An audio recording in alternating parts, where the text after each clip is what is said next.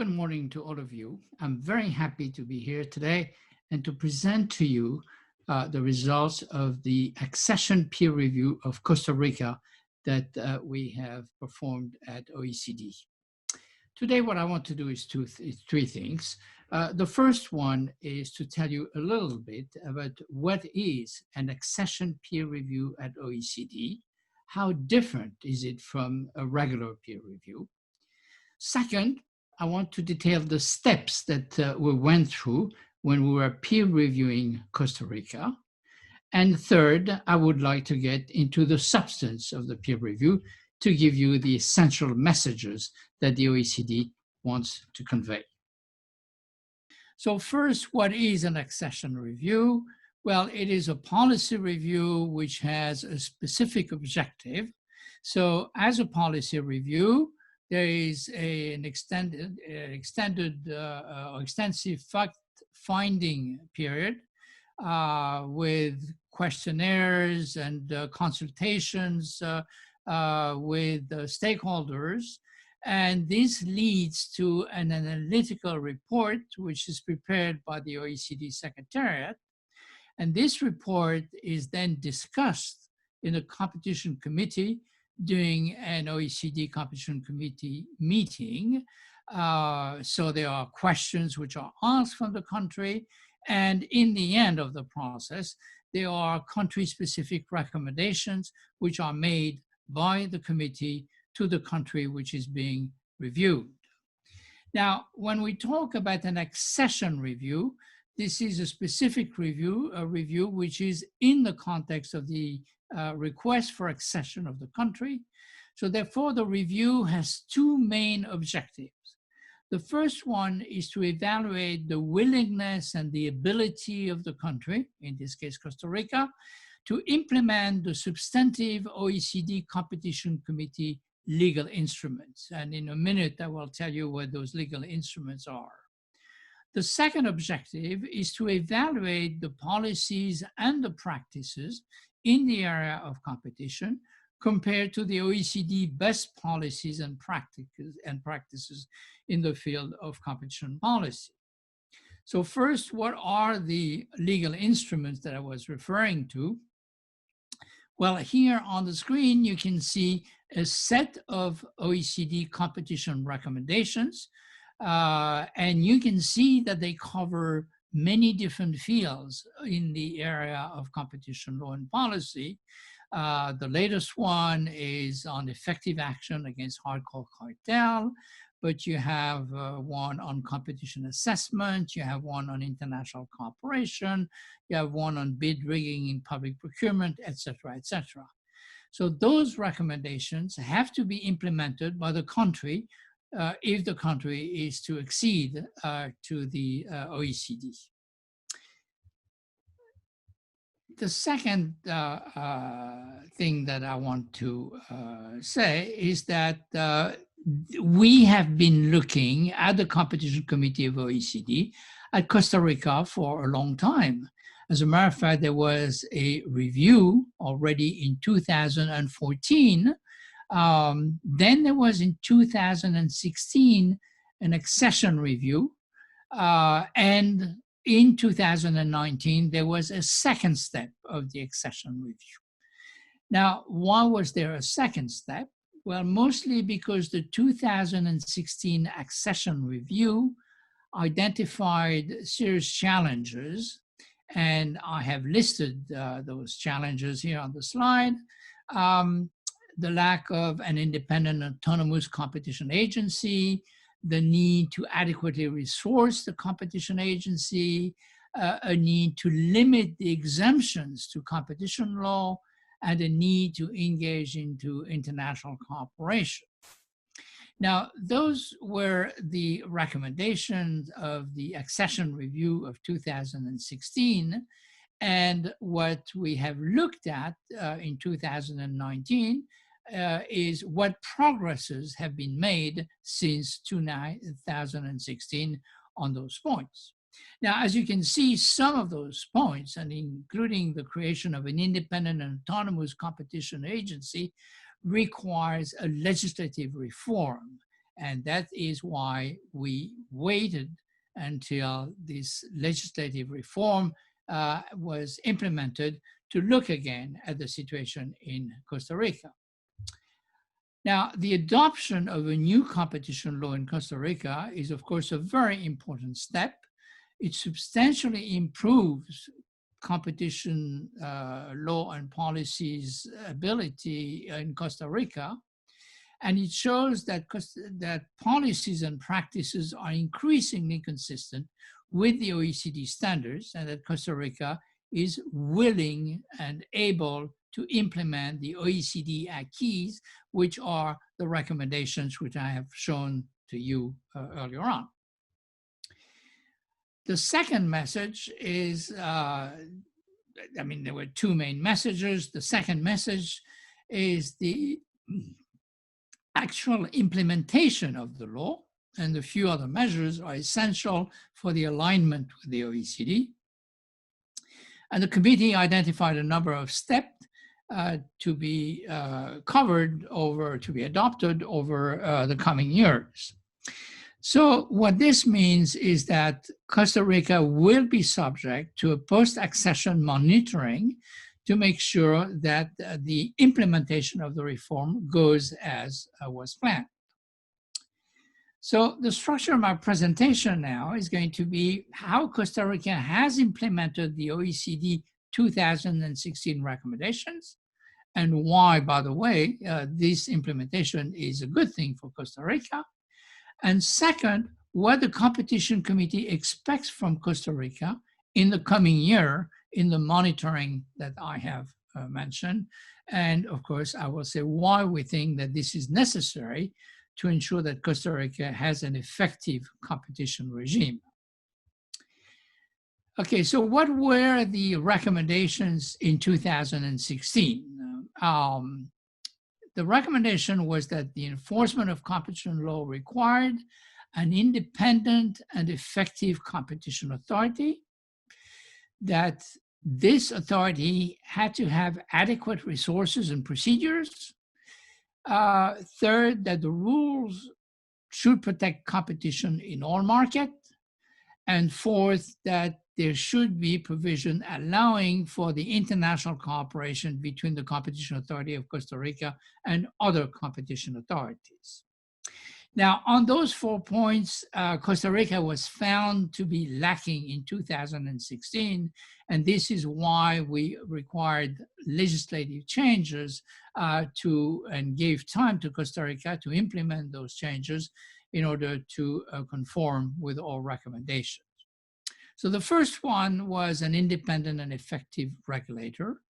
Why did we recommend this? Well, because it is essential for the effectiveness and the legitimacy of enforcement. You know that competition authorities are sometimes criticized and they can be relied on and trusted only if they are effective and independent. So this effectiveness and independence of the regulator is an essential feature to deter anti-competitive conduct, to make the authority respected by the firms who have to abide by the competition law. Costa Rica knows what an independent regulator can be. There are several examples: the central bank, SUTEL, or financial regulators. So to have an independent and effective regulator, there is also a need for the terms of the commissioners to be staggered so that all of the members of the commission do not leave the commission at the same time. In addition, it's necessary to have guarantees regarding the commissioners and guaranteeing their independence, autonomy, and ability to discharge their duties. That requires an appointment for a long enough period so that the commissioners can not only gain experience, but also follow the investigations that they started. The fact that they can be removed only for cause, and that this cause is assessed by an independent and impartial body. It also requires the fact that the competition authority has a formal autonomy from the government. So that formal autonomy must be an autonomy for the competition agency, for the commissioners, and for the staff. It must be also the case that the decisions of the competition authority are exclusively based on consideration related to competitive harm, so either legal or economic rationale for the decision, and that those decisions can only be overturned by a judicial court and not by anyone else. Now, the appointment of independent and competent commissioners, the staggering, which shows the stability of the institution, the independence of the institution, and the autonomy of the institution, together with the fact that it's going to decide purely on the basis of legal and economic considerations, and that only judicial courts can overturn, are guarantees of independence of institution and guarantees of its effectiveness. Now, Costa Rica adopted reforms to promote the independence, and COPROCOM will become a body enjoying technical, administrative, political, and financial independence. So this goes exactly along the lines of the recommendation that we've made. Its budget will be protected from political interference by law, and only courts will be able to overturn the decisions of the COPROCOM. Costa Rica will now ensure the independence of staff and appointees. The commissioners will be now full-time employees. They will be selected on expertise and character criteria. They will be recruited through an open and public procedures. Once they are appointed, the commissioners will be able to select and hire their staff. The labor regime will be aligned with that of the independent economic regulators. So on that ground, on the ground of independence and the specificity of the institution and the fact that it would be an effective enforcer, we're quite satisfied that all recommendation has been followed thanks to the change in the law which has intervened. Second dimension was adequate resourcing. Now, we said it's one thing to have an independent institution, but you also want to have an institution which is able to function. So what it means is that COPROCOM should have a budget, staff, premises, and the resources which are necessary to effectively discharge its duty. The budget should be protected from political pressure in order for the legislative or the government not to interfere with the decisions of this independent body. And we recommended also that there should be adequate procedural and enforcement competition tools. Those recommendations imply not only that the commissioner and the staff have the adequate level of expertise, both in law and economics, because those are the two main areas of expertise. Possibly in the future, it will be also necessary to have people who are experts in digital matters, because a lot of the economic activity goes digital, as we know. But of course, it also requires that they are adequately compensated for their work, adequately remunerated. It also requires that the agency has administrative autonomy, is able to decide how it's going to prepare its budget, which type staff it's going to hire and allocate to the different duties that, or the different sections of the institution, and what the employment and compensation conditions are going to be for those staffs. Now, Costa Rica has endowed COPROCOM with adequate resources and procedural powers. From what we've seen, COPROCOM will have a minimum statutory budget, which will increase every year in line with inflation, so it's protected from that point of view. Costa Rica has adopted a number of typical competition enforcement tools. special competition procedures, settlement and investigation powers, two-stage merger review, including a merger review with suspensive effects. COPROCOM is empowered to independently manage its resources. It is granted power and autonomy to manage its budget, including hiring all the necessary staff and services. It is able to decide whether and whom to hire or who to hire. The staff compensation will now be in line with other economic regulators, and this will allow the hiring of experts and experienced professionals. So on this second ground, which is the autonomy of the budget of the competition authority, we're also quite satisfied to see the progresses which have been made in Costa Rica. The third dimension of our recommendation of 2016 had to do with the scope of competition law. As I already mentioned, we found that there were many exemptions, and one needed to ensure that the exemptions from competition law were justified, and that there would be a mechanism to periodically review those exemptions and eliminate them if they were not necessary anymore.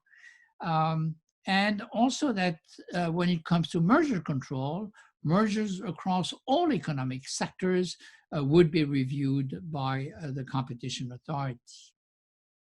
So the reform that took place in Costa Rica has narrowed the number of exemptions. Only specific acts in 5 economic sectors remain exempt. So this is a much reduced scope for exemption. And it means that a much larger part of the economic activity is now under the competition law. COPROCOM is now competent to review financial mergers and can be overruled only if merger pose systemic risk, which are risks that go beyond the competition risk.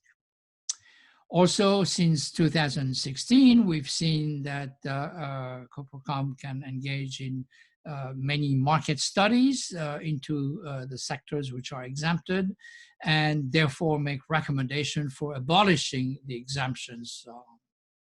So that part of the recommendation was also fulfilled, and we're happy with those changes, which we think are going to improve the level of competition in Costa Rica.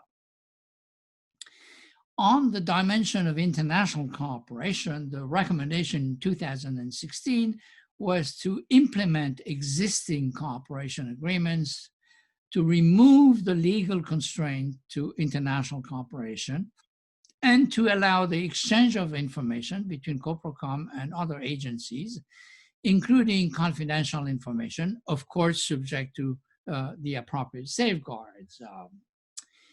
We see that Costa Rica's reform will facilitate international cooperation because it empowers COPROCOM to enter into cooperation agreement with other competition authorities, to exchange information with other competition agencies. And also since 2016, we've seen that Costa Rica began implementing existing cooperation agreements, and COPROCOM has negotiated and entered into a new agreement with Mexico.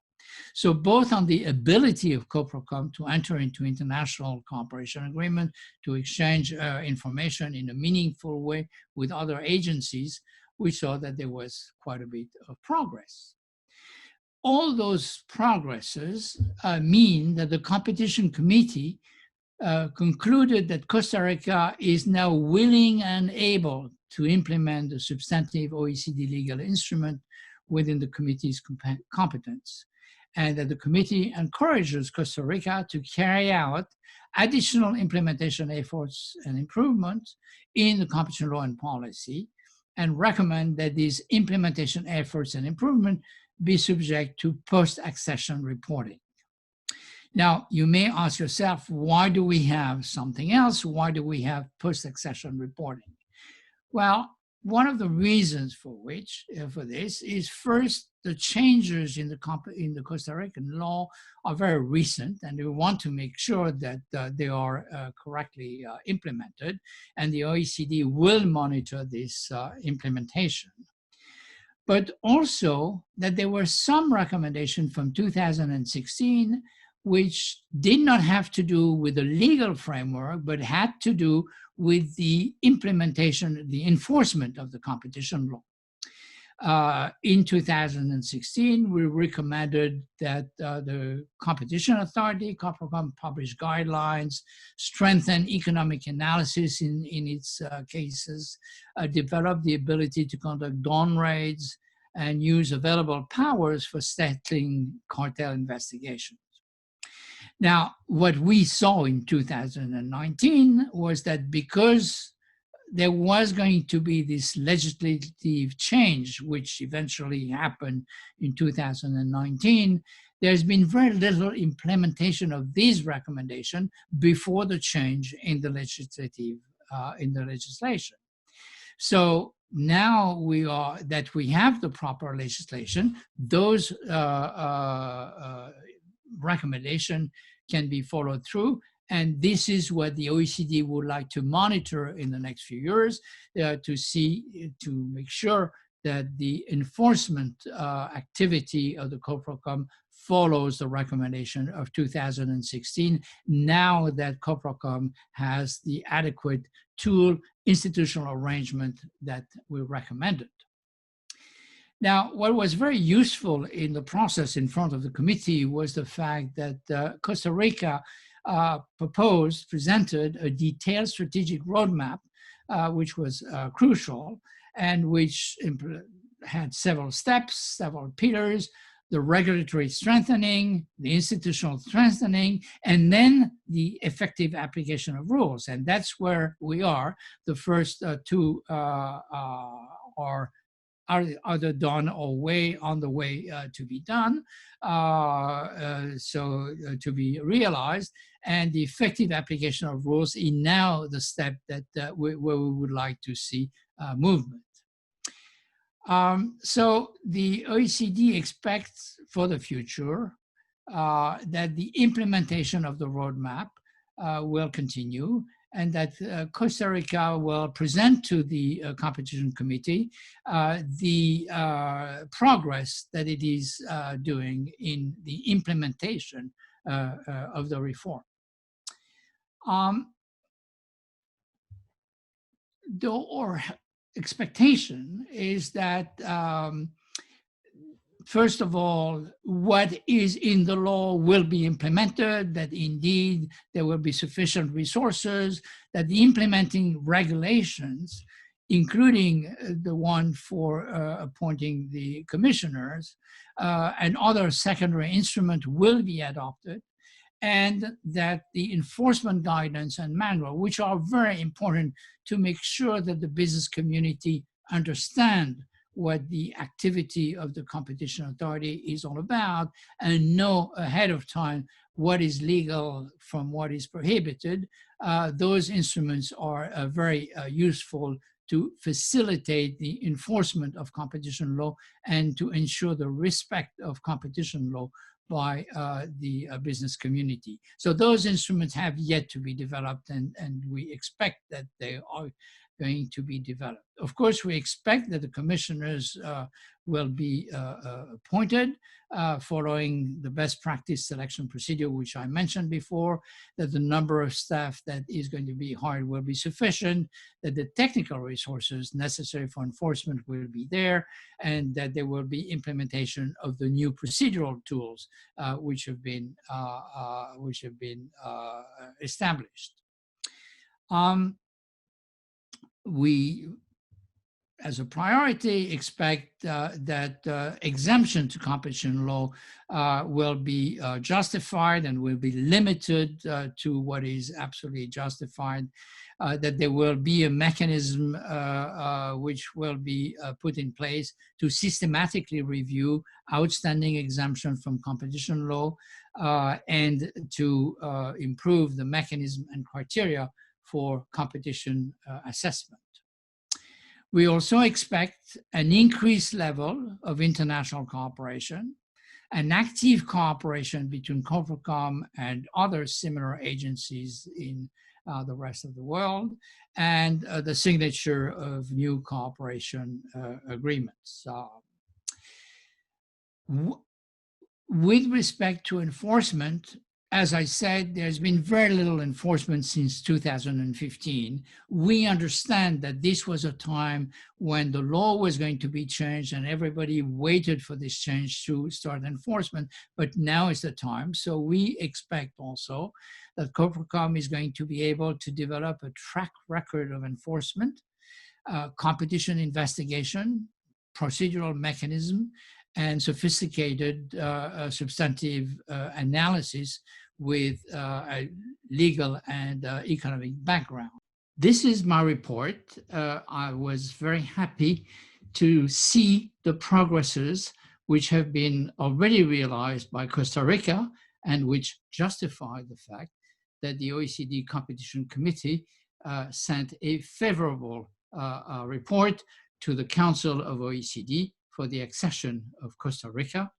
I very much look forward to the monitoring process of the next few years to be able, on the one hand, to monitor the progresses in the implementation of the competition law of Costa Rica, but also, on the other hand, to offer Costa Rica as much help as we can in implementing its reforms. As we know at OECD, we've done quite a number of reviews. We have also quite a great deal of experience in competition law enforcement and in helping competition authorities get started. So, of course, all those resources are at the disposal of Costa Rica. And through the regular exchange that we will have with the Costa Rican Competition Authority, with COPROCOM, we'll be able to monitor and to help in the development of competition law. I think that this is a very useful development for Costa Rica, because I think that indeed more competition will allow for more growth and more rapid growth in your country. So thank you very much for listening to me.